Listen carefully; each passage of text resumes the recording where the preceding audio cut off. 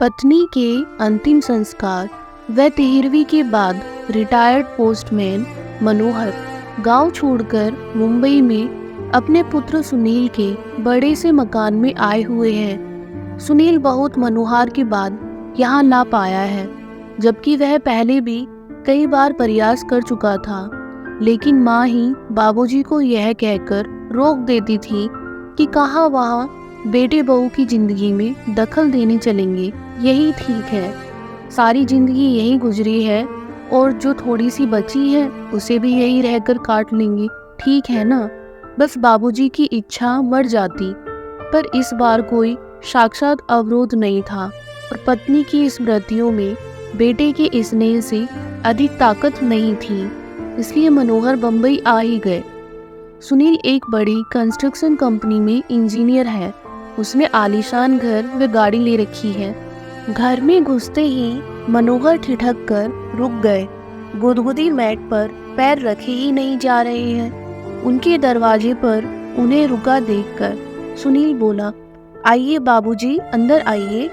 बेटा, मेरे पैर गंदे हैं, मेरे गंदे पैरों से यह कालीन गंदी तो नहीं हो जाएगी।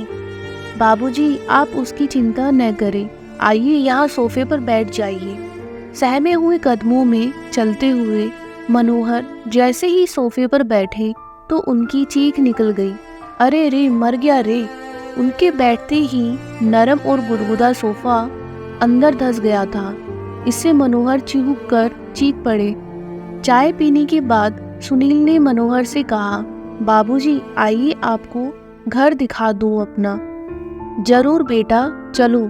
बाबूजी, यह है लॉबी जहां हम लोग चाय पी रहे थे। यहाँ पर कोई भी अतिथि आता है तो चाय, नाश्ता और गपशप होती है।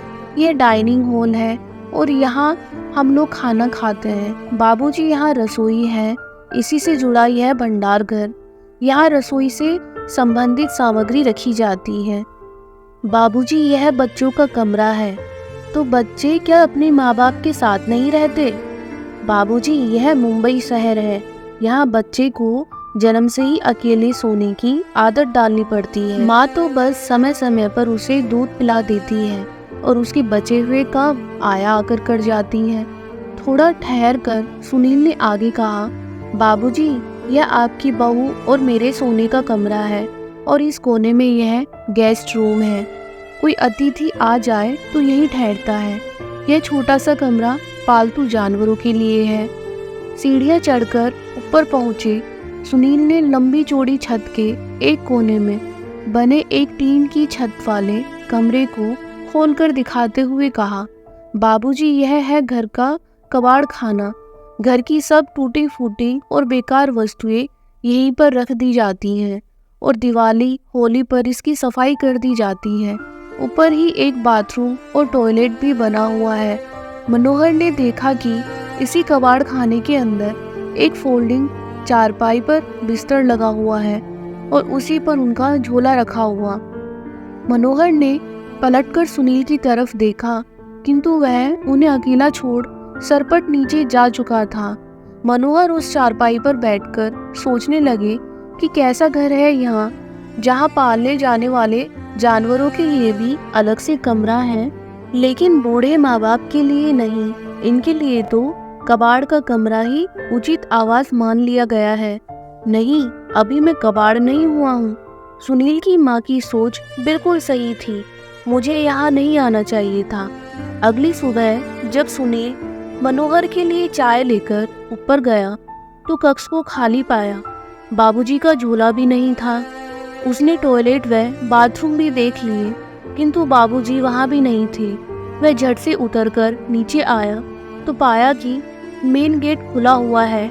उधर मनोहर टिकट लेकर गांव वापसी के लिए सवेरे वाली गाड़ी में बैठ चुके थे। उन्होंने कुर्ते की जेब में हाथ डालकर देखा कि उनके अपने घर की चाबी मौजूद थी। उन्होंने उसके कसकर मुट्ठी में पकड़ लिया।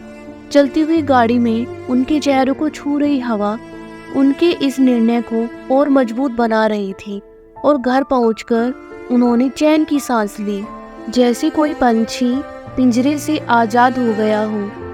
दोस्तों, जीवन में अपने बुजुर्ग माता पिता का उसी प्रकार ध्यान रखें जिस प्रकार माता पिता बचपन में आपका ध्यान रखते थे, क्योंकि एक उम्र के बाद बचपन फिर से लौट आता है। इसलिए उस पड़ाव पर व्यस्त जिंदगी में से समय निकालकर उन्हें भी थोड़ा समय दीजिए और हमेशा खुश रहिए, क्योंकि जीवन में जो प्राप्त है वही पर्याप्त है।